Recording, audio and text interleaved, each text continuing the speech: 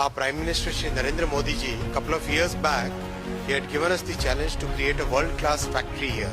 दाहोद अब make in India का भी बहुत बड़ा केंद्र बनने जा रहा है.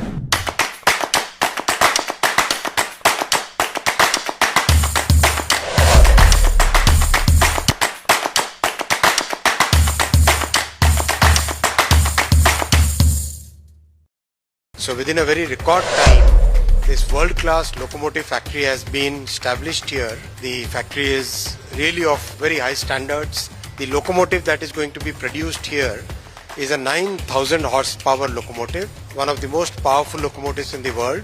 It has been designed very specifically for Indian conditions, and this will also become a very important export product out of Dahod.